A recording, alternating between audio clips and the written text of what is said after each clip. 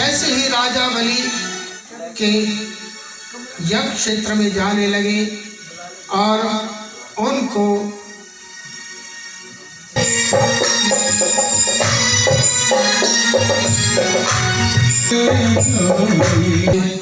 जो भागवत पूजन के यजमान है हमारे सामने पुरुषा शाश्वते सहस्र कोटि युग धारणे नमः।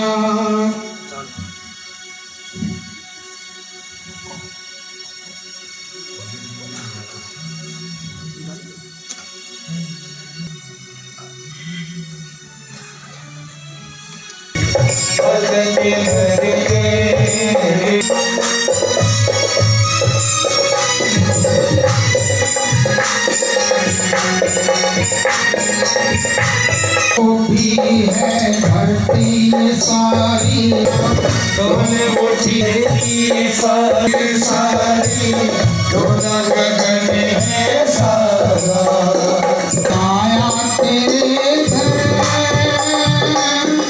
जगत का पालन हारे बोलो जगत का पालन कर ले मुझसे जरा पहचान भगत भर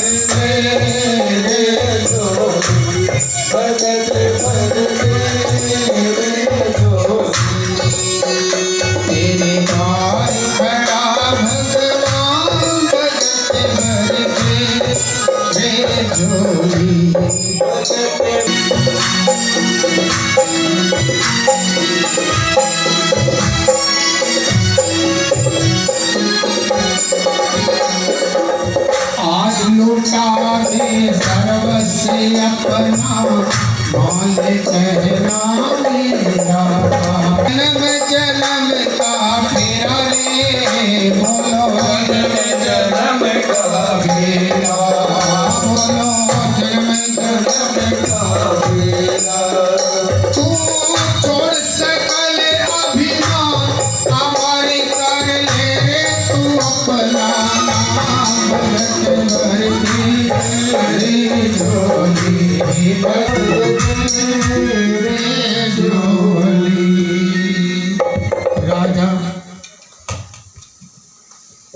राजा बलि के द्वार पर पहुंचे। राजा बलि के जैसे ही यज्ञशाला में प्रवेश किया, सभी ब्राह्मणों के जो चेहरे थे फीके पड़ गए, मानो कोई दूसरा सूर्य उतर करके पृथ्वी पर आ गया। सभी उस बटु की तरफ देखने लगे।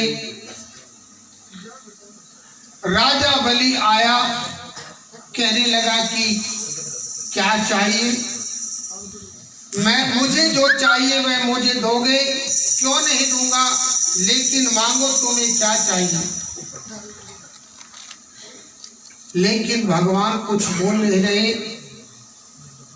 राजा बलि कहने लगा, अध्याना पितरस्तृप्यता अध्याना पाविकम कुलम अध्य सविष्टः क्रतुरयम् यद भावानागतो गृहाण। आज हमारे घर पर आप पधारे हो, इससे मेरे पितृ तृप्त हो गए।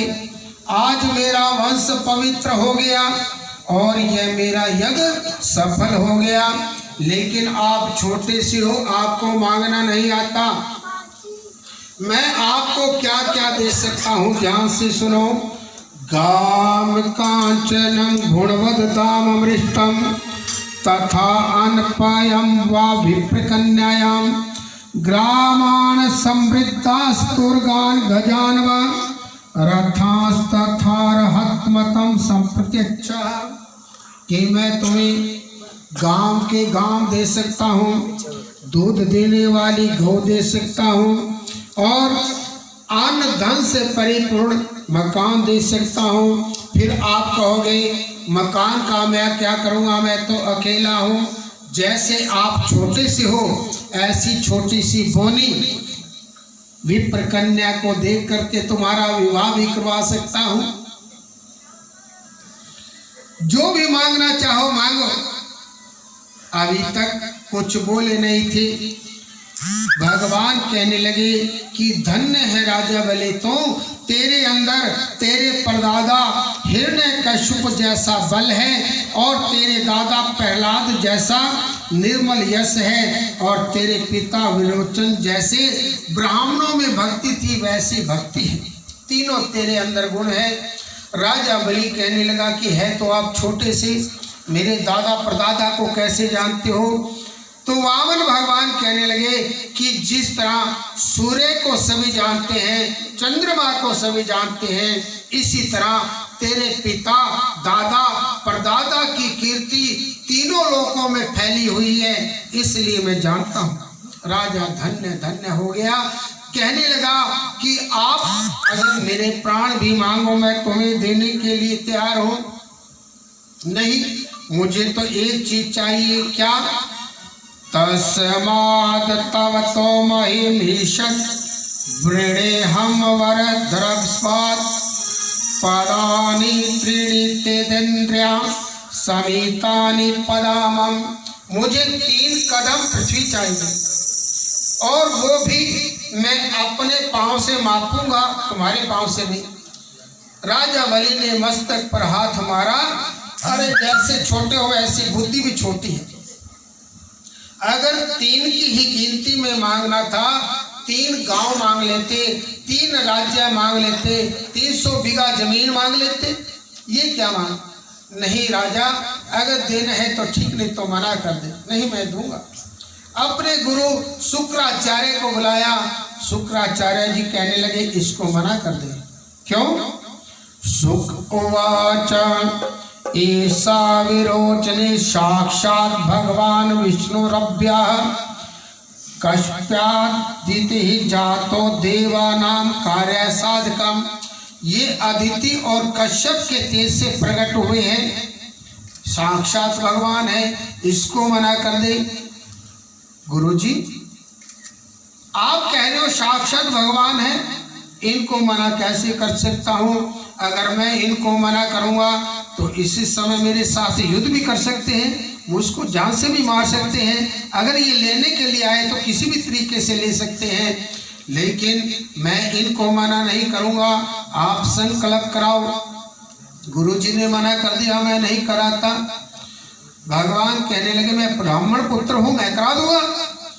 अपना कमंडल लिया और जैसे ही राजा बलि के हाथ पे जल डालने लगे तो आगे टूटी होती है, उसमें शुक्राचार्य जी जा करके बैठ गए। भी जल को नीचे नहीं गिरने दूंगा। भगवान तो जानी जान है। भगवान ने अपने आसन में से एक तिनका लिया और टूटी के बीच में मारा। शुक्राचार्य जी की एक आंख साफ हो गई। शुक्राचार्य जी भाग के निकले और विष्णु संकल्प हो गया। संकल्प होते ही भगवान ने अद्भुत लीला की। उस समय भगवान का वह त्रिगुणात्मक स्वरूप बढ़ने लगा। वह यहाँ तक बढ़ने लगा कि पृथ्वी, आकाश, दिशाएं, स्वर्ग, पाताल, मनुष्य, पशु पक्षी, मनुष्य, देवता, सभी ऋषि उसके अंदर समा गए। ऋत्विज, आचार्य और राजा बलि के सभी सदस्य उसके अंदर समा गए। भगवान के चरण तल में रसातल, चरणों में पृथ्वी, पिंडलियों में पर्वत, घुटनों में पक्षी और जंगाओं में मरुदगण देखा। इस पर राजा बलि ने इस प्रकार भगवान के चराचर जगत को देखा। बोल वामन भगवान की जय। जय जय श्री राधे श्याम।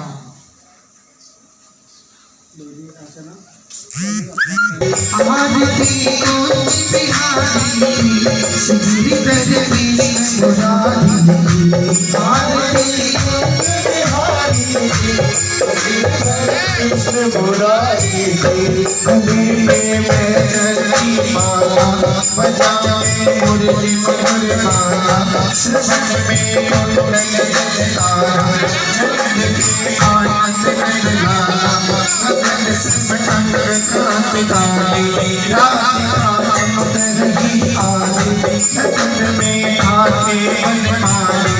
उर्वशी कस्तूरी चंद्रसी ललित छवि श्यामा प्यारी श्रीधर कृष्ण मुरारी आरती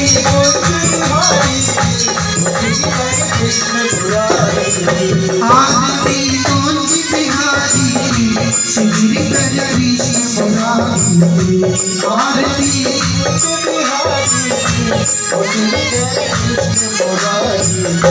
कनकमय मोर मुकुट बिंदसी देवता दर्शन को तड़सी नगर सो सुमन राग बरसी वचन मूर्छित मधुर वीत वायन सग अतुल त्रिकोप तुम्हारी की श्रीधर कृष्ण मुरारी आरती